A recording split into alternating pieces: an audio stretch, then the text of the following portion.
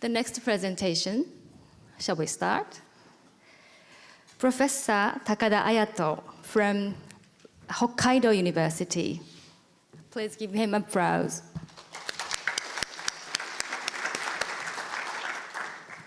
Thank you very much. Thank you for inviting me. I'm very happy to join this symposium. So the Hokkaido University Research Center for Zoonosis Control is one of the collaborative institute of the WISE program of Nagasaki University. So today I would like to introduce some of our activity. So as you know, that zoonosis is now became the big public health concerns worldwide. So this slide shows only viral diseases, but there are many bacterial and protozoa diseases, zoonotic diseases. And most of them are so-called emerging and re-emerging infectious diseases. However, there was no research and educational and administrative basis for the control of zoonosis because it falls between several different scientific areas like medicine and veterinary medicine and environmental sciences. So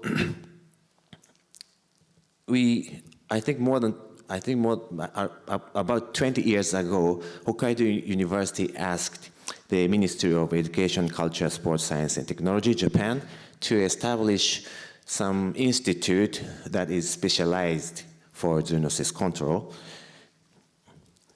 And in 2005, so we established a research center for zoonosis control in Hokkaido University.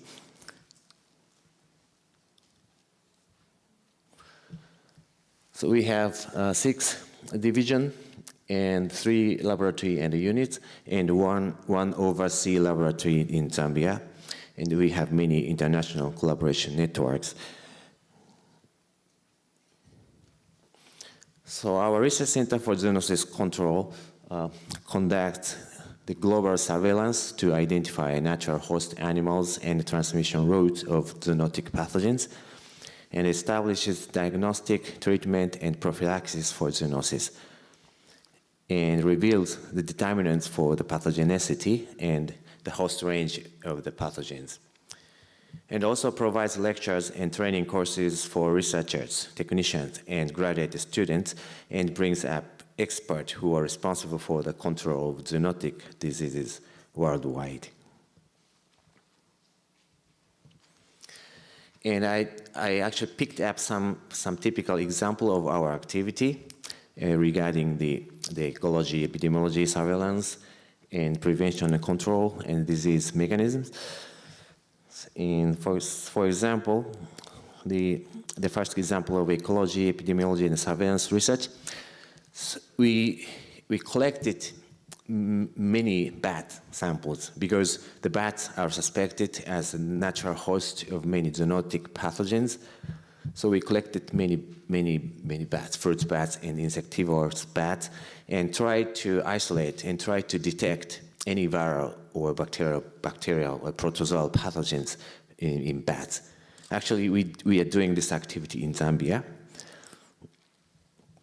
And this is the list we have detected so far. So there are many viruses and bacteria, protozoa, and particularly the Casokelo virus here and Marburg virus are known to cause disease in humans. And I think some of the pathogens may cause human disease potentially, but we have not known yet. And another example is the surveillance of avian influenza in migratory ducks.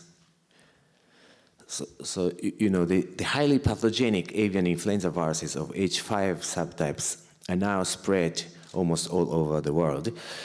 And this virus was first discovered in Hong Kong in 1997. And then now, sometimes this virus infects humans, causing lethal diseases.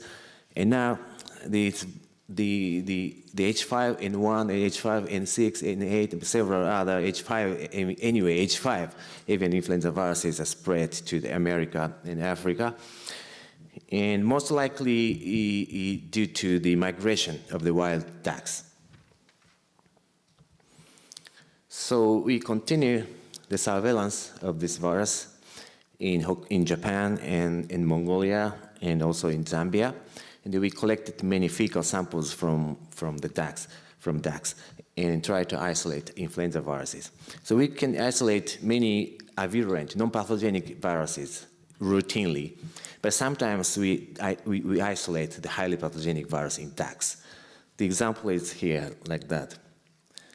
This happened in 2010 and 11.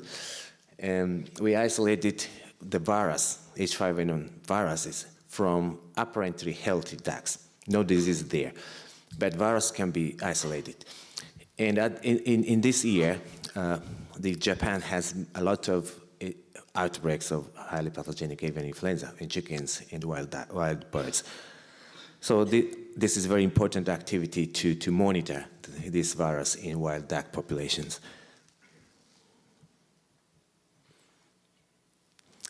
And the example from prevention and control.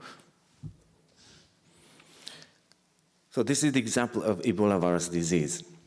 So to minimize the spread of virus, it's very important to diagnose very quickly, diagnose the patients, infected patients very quickly. So we developed the rapid diagnosis kit for Ebola virus disease, so in collaboration with Denka Seiken.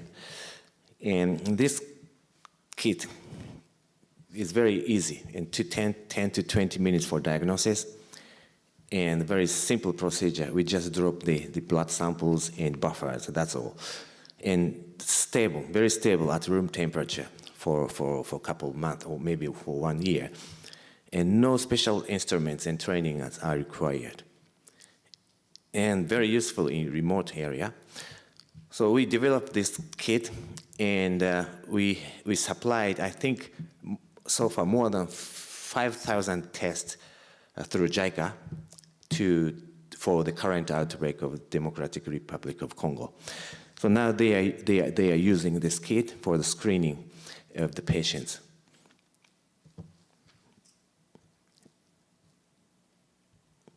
And this is another example about influenza vaccine. So currently used influenza vaccine is a kind of disrupted vaccine. The viral proteins and components are disrupted. So it's not sufficiently immunogenic if compared with whole virus particle vaccines. So Professor Kida, who is a founder of our institute, are trying to improve the influenza vaccines using this whole virus particle vaccine. The whole virus particle vaccines are more immunogenic than the currently used influenza vaccine. So now this is under the clinical trials.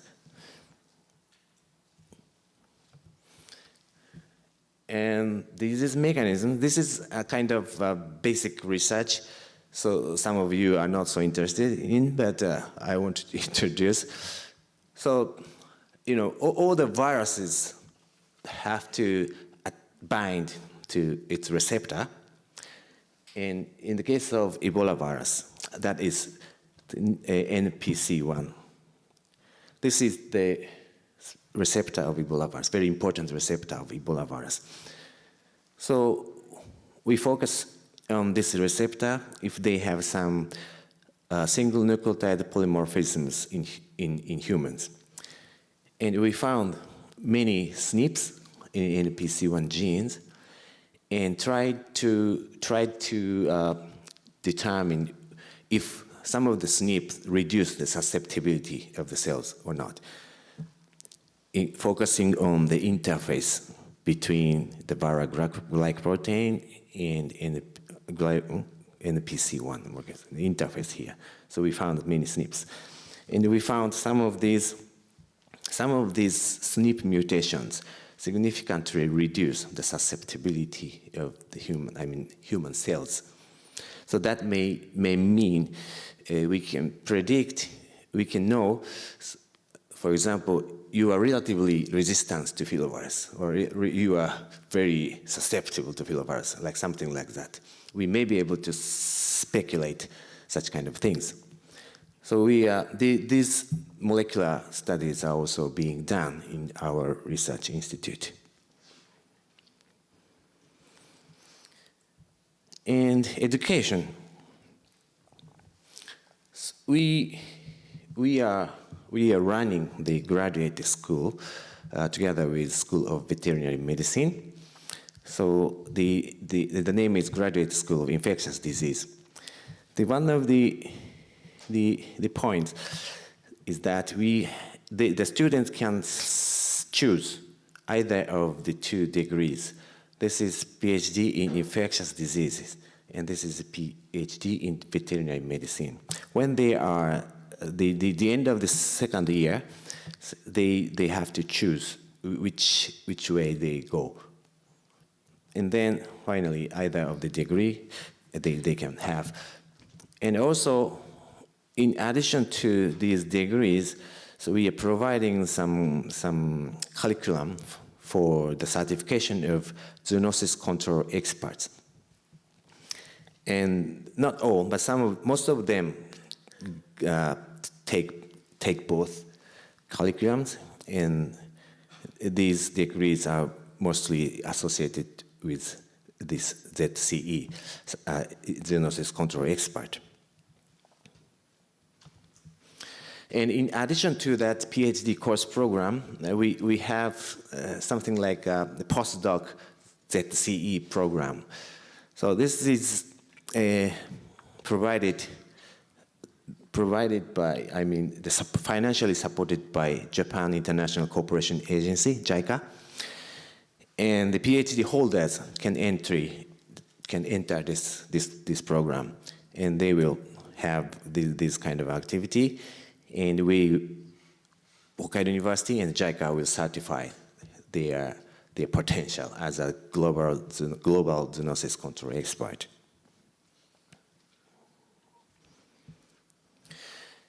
And Hokkaido University also have the WISE program. The name is One Health Frontier Graduate School of Excellence. So in this program, we have this kind of activity in collaboration with these institutions. And this One Health Ally course, and this is also unique, that provide the on-site training, mostly overseas training, and collaborative training, and transferable skill training, the seminar. This kind of activity we will drive. So we are very happy to collaborate with Nagasaki University through that WISE program. Thank you for your attention. Thank you, Doctor.